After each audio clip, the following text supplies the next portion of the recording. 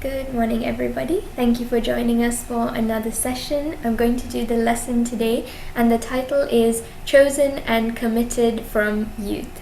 I know it's a very relevant message because all of you are youth and you're in your youngest days right now.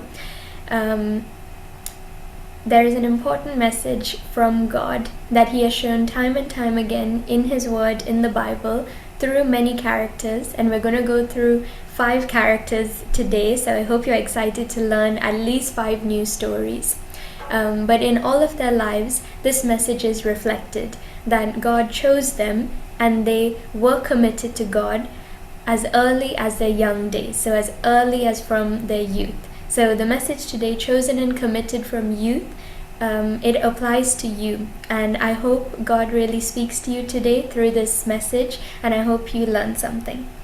So the bottom line is God can work mightily through you regardless of your age, background, and life experience.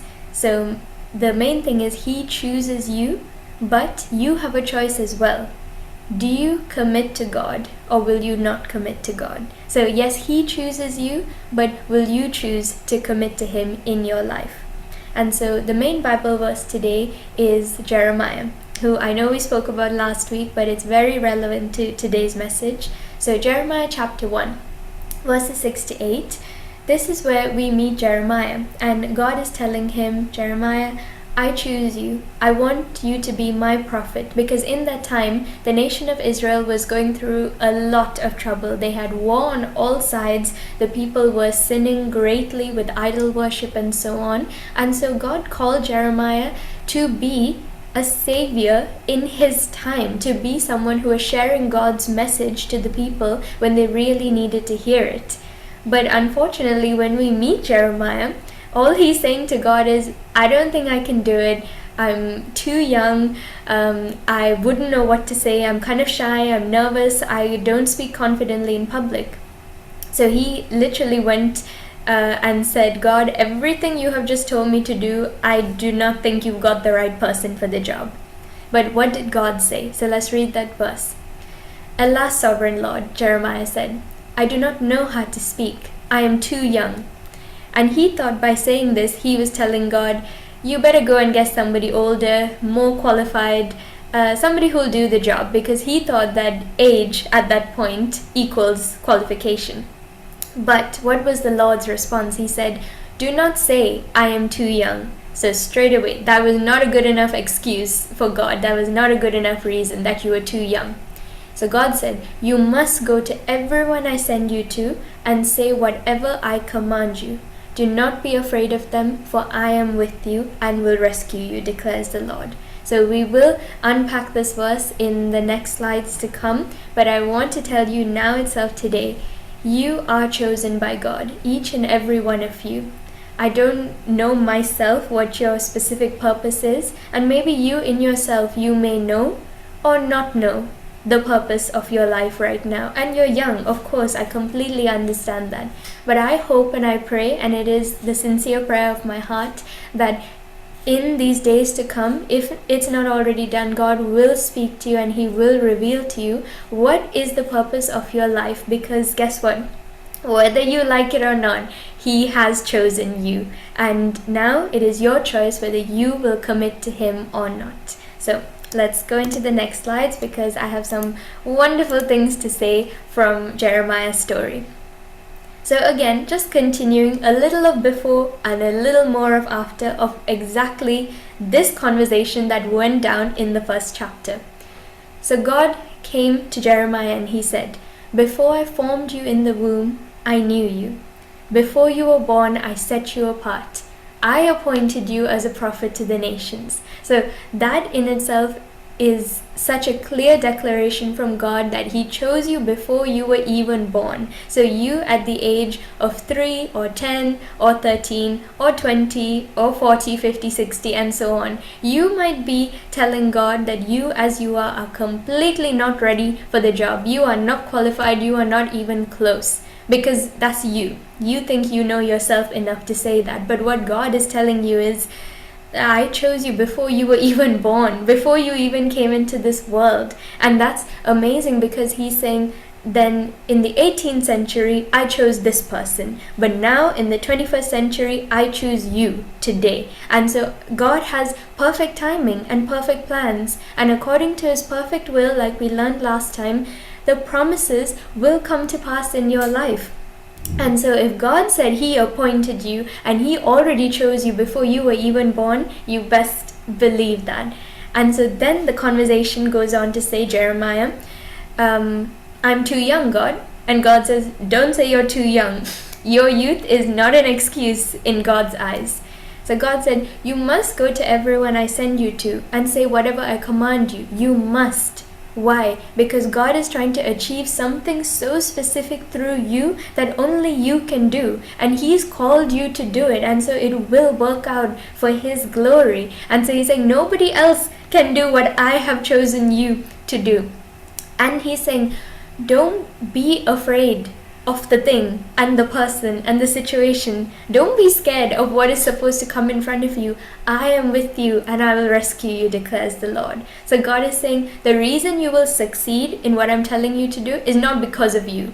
You and I both know you are not qualified. You are young, but in my eyes, you are perfect for this thing that I am going to call you to do. And for what I'm going to accomplish through you, I stand by you. So your age, your experience, your background, whatever you have been through in life will not be the reason you succeed. I will be the reason you succeed. So I will back you up in the purpose that I have called you to. And then finally, this one I love. God says, then the Lord reached out his hand and he touched Jeremiah's mouth and he said to him, I have put my words in your mouth. So it's not you who will speak, I will speak. The very thing that you think you are unqualified to do, I will do through you. So that's my power working behind you. And he said, see, today I appoint you over nations and kingdoms to uproot and tear down, to destroy and overthrow, to build and to plant. All of that means that power and ability, that strength, that capability to do these impossible things, you will not be doing it by yourself. You will have God, who is your helper. Today, we call him the wonderful Holy Spirit. He is with you to give you the right words at the right time, to tell you exactly what to do at exactly what moment. And so, to wrap all of that up, you were chosen by God even before you were born, his word says. And so now, even in your young days, as young as you are, he has chosen you and called you for a specific purpose, and he would love you to commit to him, because once you commit to him, he's going to do great things through you for the rest of your life. And so now, exciting, we're going to get into our Bible characters. So you already met Prophet Jeremiah, and I'll get to him at the end as well. So there's 4 new people that I'd want you to meet if you have not already read them in your own time. So the first is Prophet Samuel, and I know that Kiara is going to help me. So Kiara, do you want to read all the verses for me from the screen? Yeah, okay. 1 Samuel chapter 1, verse 27 to 28. I prayed for this child, and the Lord has granted me what I asked of him. So now I give him to the Lord. For his whole life he will be given over to the Lord. 1 Samuel chapter 2, verse 21. Meanwhile, the boy Samuel grew up in the presence of the Lord. 1 Samuel chapter 2, verse 26. And the boy Samuel continued to grow in stature and in favor with the Lord and with people. 1 Samuel chapter 3, verse 19 to 21. The Lord was with Samuel as he grew up, and he let none of Samuel's words fall to the ground. And all Israel from Dan to Beersheba recognized that Samuel was attested as a prophet of the Lord. The Lord continued to appear at Shiloh, and there he revealed himself to Samuel through his word. 1 Samuel chapter 4, verse 1. And Samuel's word came to all Israel. Perfect. Thank you, Kiara. So, just to give you a little background about Samuel, ordinary boy from an ordinary Israelite family. His mom, Hannah, went and prayed to the Lord. She prayed hard because she couldn't have kids. She was really struggling with it. And so the priest Eli saw her and they talked about it, and he said, okay, God's will, you will have a son one day. And so what she did, she said, if God does give me this son, I will dedicate him to the service of the Lord for the rest of his life. And so he would apprentice under the priest Eli. But first things first, he had to be born. And so sure enough, God's promise for her life came to pass, and Hannah did give birth to this son, and she named him Samuel. And so Samuel, once he was at the correct age, she did give him to be in training under the priest Eli, and so that's what he grew up to do. He became a priest and a judge over Israel. So in those times, if you're not familiar with that history of Israel in the Bible, they didn't have kings just yet, and so they had judges. And so Samson, if you remember him, he was a judge over Israel. They were basically the key decision makers, the action people. God would work through them because God was their king at that time. And so Samuel was the last judge of Israel. He was a mighty man of God because from his youth, God had chosen him, yes, absolutely, but he made the decision to commit to God for his whole life, and that's why he was blessed. And so just like Kiara read, and she said, this boy Samuel, he grew up in the presence of the Lord. He continued to grow in stature and in favor with the Lord and with people, and the Lord was with Samuel as he grew up. He let none of Samuel's words fall to the ground. So that's a beautiful phrase and an expression of saying God never failed him. He never let his words fall to the ground. He always stood by Samuel. Why? Because Samuel stood by God. So it's a trust and trust relationship. And so God chose this baby who potentially could never have even been born if not for his mother's prayers and her pleading. And so God chose him even before he was born, just like the word of Jeremiah said. And so in Samuel's life, he knew the purpose that he was going to accomplish, that he was going to do so and so for God. He was going to be a judge. He was going to be a priest once the priest Eli passed away. And so what did Samuel do? He grew up in the presence of the Lord, and there's a wonderful story of how God called to him and he answered. That's why that image shows there was a little boy praying and he was listening for the voice of God, and he told God, your servant is listening, speak to me. Each and every one of us, we have that ability to do that now. God, I'm listening to you, speak to me. Even at this young age, God is going to speak to you and tell you what wonderful things he wants to do through you. And so what do we learn here? God took a life that potentially could never have even been born, and he used it for his glory. But the key is that utter commitment, that dedication, that God, I trust you and I stand by you too, and I know we're going to do great things together.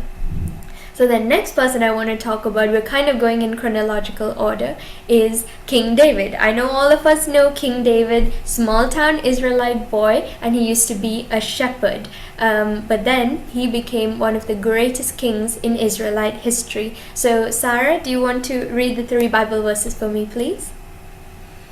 Yeah. 1 Samuel chapter 16 verse 11. There is still the youngest, Jesse answered. He is tending the sheep. 1 Samuel 16, 12 to 13. Then the Lord said, rise and anoint him. This is the one. So Samuel took the horn of oil, anointed him in the presence of his brothers, and from that day on, the Spirit of the Lord came powerfully upon David. 2 Samuel 5 verse 4. David was 30 years old when he became king, and he reigned 40 years. Perfect. Thank you, Sarah. So, from King David's story, if you didn't already know this, he was the youngest of all his brothers, and so obviously in their eyes, baby brother is the last person that is going to be the king of this whole land. But what he did, he was anointed by this very same prophet Samuel that we just spoke about. Samuel took the horn of oil and anointed him in the presence of his brothers.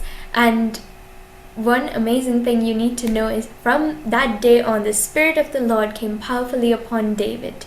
God chose him even when other people thought that he was the least qualified and the least likely candidate for so and so position, in this case to be king, God said, no, but I have chosen him. And so God's word is the final word. And he told Samuel, rise and anoint him. This is the one. And he did it in the presence of his brothers.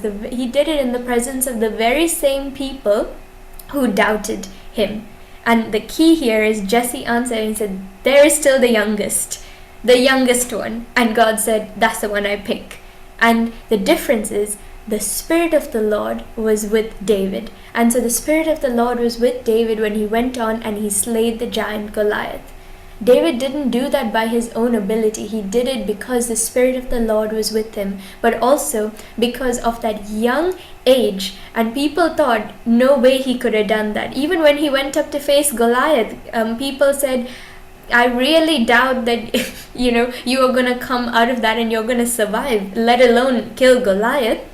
But David did the impossible, even though he was so young. Why? Because the Spirit of the Lord was with him to accomplish this amazing thing. And then what Sarah said was, David was 30 years old when he became king, and he reigned 40 years. So that's 30 to 70 years old. But 30 is pretty young. I know all of us are not even close to 30 yet. We can't even imagine. But that's like saying when he was 13 years old, he became king. But the point is, your youth does not stop you from achieving great things. So when other people doubt you because of your youth, that's exactly where God will lift you up. Because when God calls you to do something, when he chooses you, nobody can stop that. But it's about your commitment as well. David was known as a man after God's own heart. So he was clearly committed, and so God was with him. And so the next person is King Solomon, his son. We're going in chronological order so you know exactly who comes where. So King Solomon, if you don't already know him, he was one of King David's many sons. But what made him different was that even before he was born, God had already decided that he was the one who was going to build his temple for him, his holy temple, and you can see the picture there. So God had not had a holy temple until then. He dwelt in tents because he came with the Israelites through the desert into the promised land. So that's how the presence of God was with them, and in the form of fire and the cloud, the pillar. And so finally, King David one day said, why am I living in such an amazing palace and a house, but God has no house, but he deserves this great house. And so even though he had it in his heart, God said, but not you. And so, Elisha, do you mind reading the 2 verses for me, please? First Chronicles chapter 22 verse 5, David said, my son Solomon is young and inexperienced, and the house to be built for the Lord should be of great magnificence and fame, and splendor in the sight of all nations. Therefore I will make preparations for it. So David made extensive preparations before his death. First Chronicles chapter 22 verse 9 to 10. His name will be Solomon, and he is the one who will build a house for my name. He will be my son, and I will be his father, and I will establish the throne of his kingdom over Israel forever. Perfect. Thank you, Alicia. So as we can see, this is the classic situation of when somebody thinks you're too young to do the job that you have been called to do. So they try to step in the way and say, you know what, I think actually it's me. Actually, I should do it because you know what, right now you're too young and inexperienced. And then there are other times when people say, okay, you're pretty young. You want to do this great big thing. Okay, that's fine. But how about I help you out? Let me give you a little supporting hand over here. How many of our parents have said that to us before? Because they don't want us to fail in the job that we're going to do. So of course they think they're being a loving parent by supporting us. But what did God say?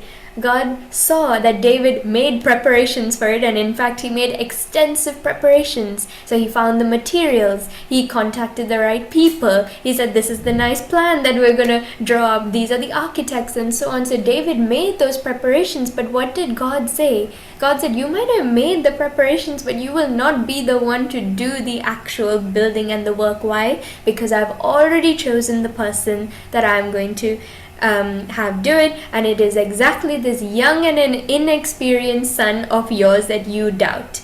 You doubt him, but I don't doubt him, because he is the one that I have chosen. And God said, he will be my son and I will be his father. I will be with him. God knows in your young age you need the direction and guidance of a parent, and he is exactly the perfect parent for the job. And so he said, Solomon is the one who's going to do it. And sure enough, Solomon was the one who did it, even though he was young and inexperienced. And so what you can see in the image on this side is the Queen of Sheba. She came to talk to Solomon because she was just one of many people and royalty and nobles from all over the world. They came to see this Solomon, this same King Solomon that God had chosen. And he took this young and inexperienced person and he made him famous around the world. But I wanted to show you the example of King Solomon today as somebody, even though he was chosen, even though he was committed to God for a while, he was not committed forever.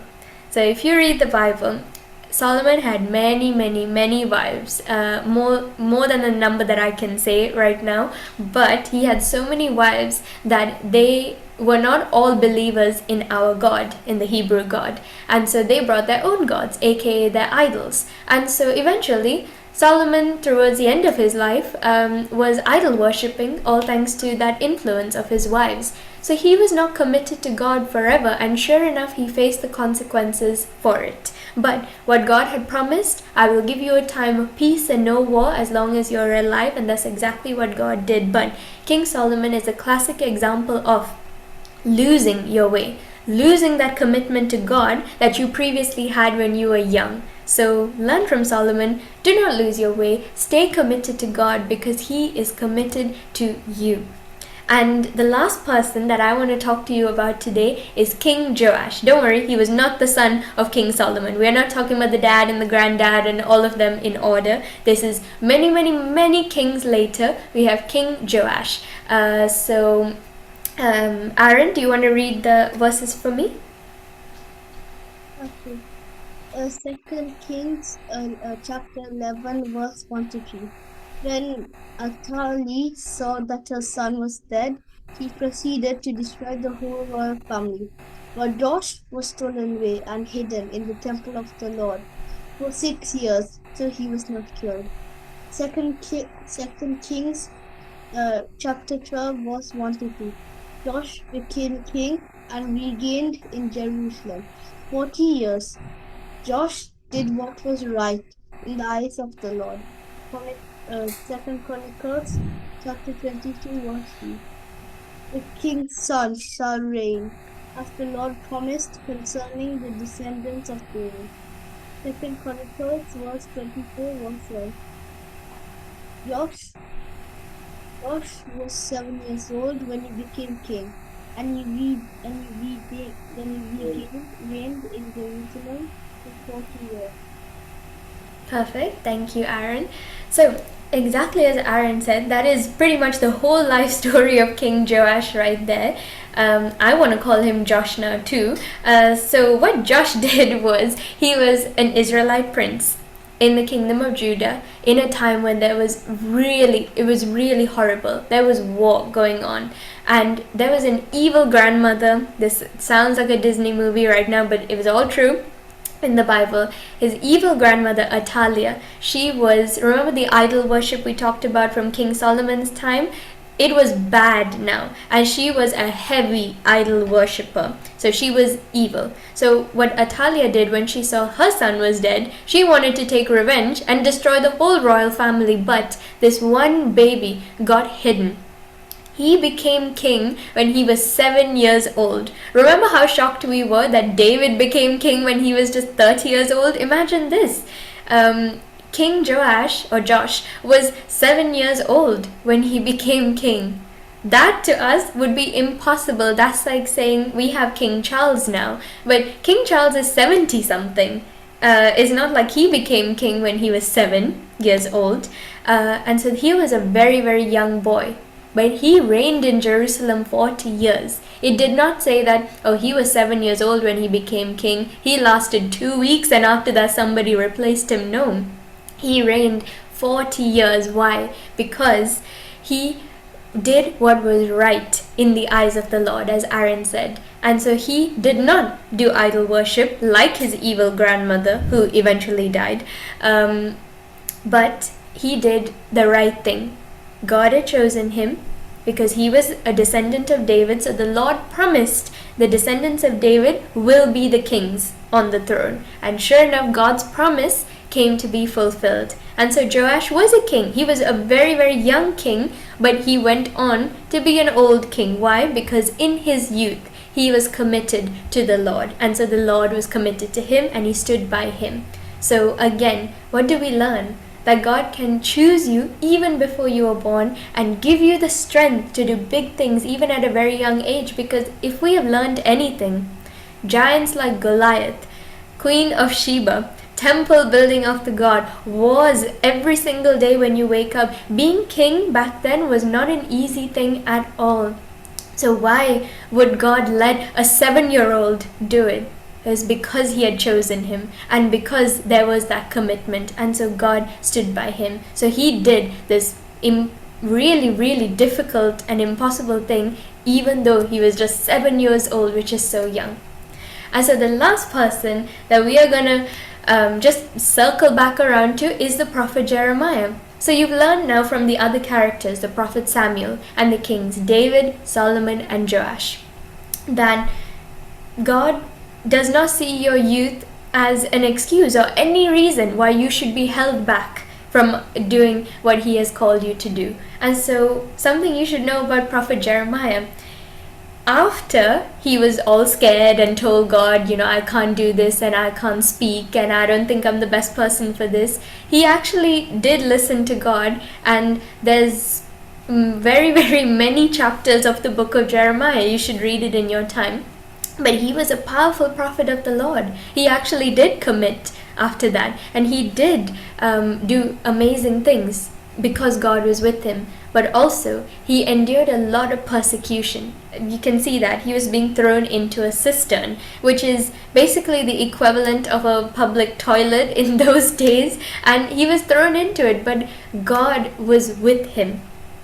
The prophet Jeremiah's life shows us that when God has chosen you to do something, nothing can come against God's purpose and plan for your life from happening, especially not when the one person who doubts you is you. God said, He has called you, He has qualified you, He will do His mighty work through you. And so we've come to the end. Thank you for sticking around for this long. I know we've been through a lot of characters, but all of them are an example of being chosen by God at a very young age and committing to God for the rest of their lives. So you can see them actually become old men. They didn't die young. They actually reached wonderful ages, all of them, because they stayed committed to the Lord. And so I want you to remember this today, that God can work mightily through you regardless of your age, your background, and your life experience. He has chosen you, but you must commit to Him. That's your choice. Ultimately, dedicating a life to God from young days serves to produce a wonderful, mighty life of testimony. And I know that's what so many of our parents do. Just because somebody is a pastor does not mean their children end up as pastors or worship leaders or so on, because somebody can be a teacher but your child might not end up as a teacher. They might do something different. But I know one thing is consistent, that with God, He has called you and He loves for you to walk with Him even from these young days, because He's going to do amazing things through you. So if you doubted all this time, if you had anything in your heart that held you back, or maybe God was already speaking to you and saying, I want you to do this thing, but you said, God, I don't think I'm ready because I'm too young and I wouldn't know what to do. I promise you, the Word of God says in Jeremiah 1 verse 6 to 8, don't say I'm too young. You must go to everyone I send you to and say whatever I command you, because I'm with you. So don't be scared. I'm with you. I will save you. So that's what God says. So just remember today, you are not too young, not in God's eyes. And I hope you commit to Him now and for the rest of your life, especially from these young days. Thank you.